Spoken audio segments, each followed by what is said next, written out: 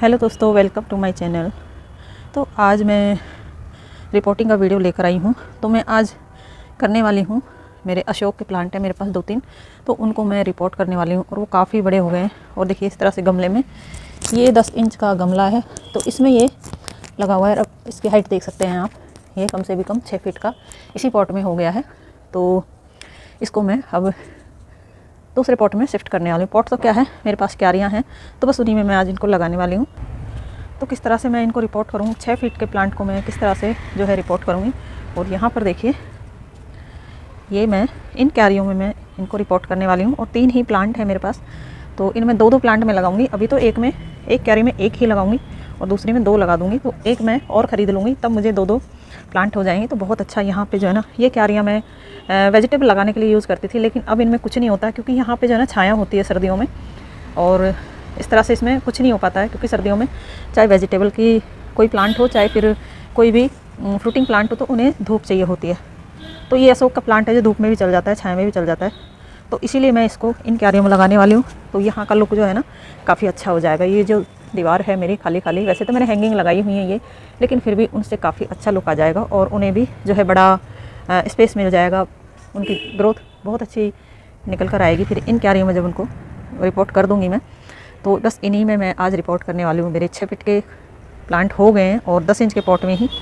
तो यहाँ पर देखिए, मैंने एक जो अशोक का प्लांट है वो निकाला हुआ है, और ये भी देखिए इसी तरह से 10 इंच के पॉट में ही लगा हुआ है। तो मैंने तीनों ही प्लांट मेरे 10-10 इंच के पॉट में ही लगाए हैं। तो एक यहाँ पर देखिए, ये भी इसी तरह से सेम, तीनों प्लांट मेरे सेम गमले में लगे हैं, प्लास्टिक के गमले में, और तीनों ही एक ही साइज़ है बिल्कुल। और इसकी भी जो हाइट देख लीजिए, मेरे से भी ज़्यादा इसकी हाइट है। तो मेरी तो हाइट 5 कुछ है, तो देख लीजिए, आप खुद ही अंदाज़ा लगा सकते हैं, 6 फीट से भी ज़्यादा इसकी हाइट है।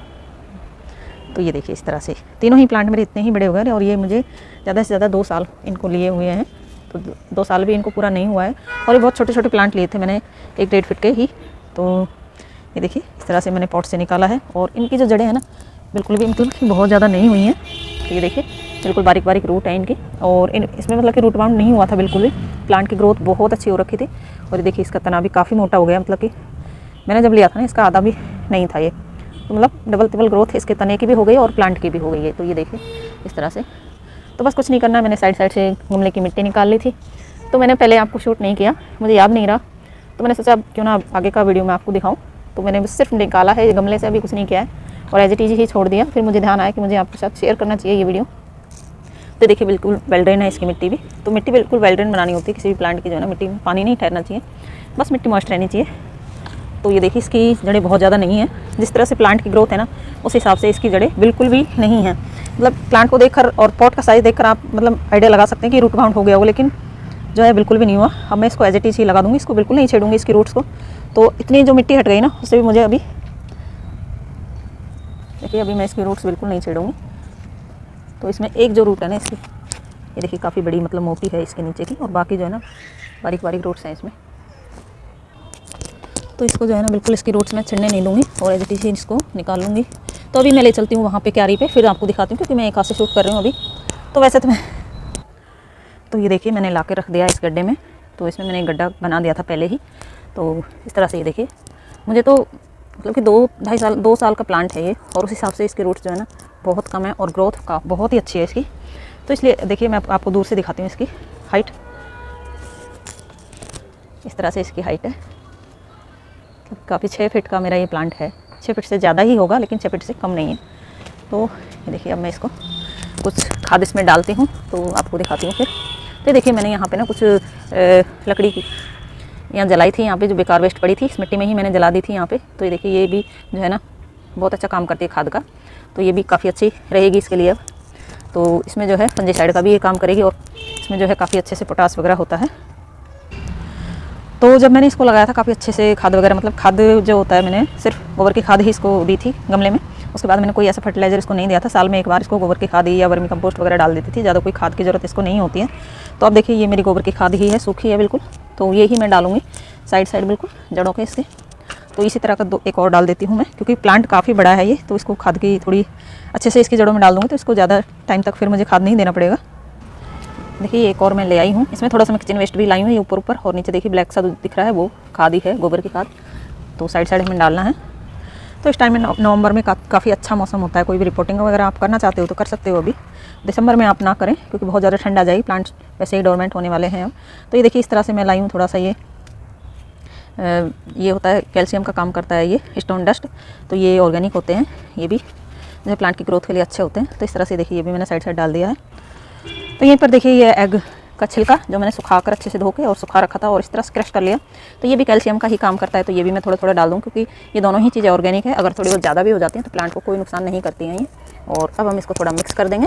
तो मैं इससे ज़्यादा कुछ नहीं डालूँगी खाद इसमें, क्योंकि इसको ज़्यादा खाद की ज़रूरत नहीं है। तो बस इस तरह से मिक्स करके चारों तरफ से और इसको हम ढक देंगे। इसके रूट्स वगैरह मैंने कुछ भी नहीं काटी क्योंकि है ही नहीं काटने के लायक, ज़्यादा बड़ी है ही नहीं इसके रूट्स। और इस तरह से बस हम इसको ढक देंगे अच्छे से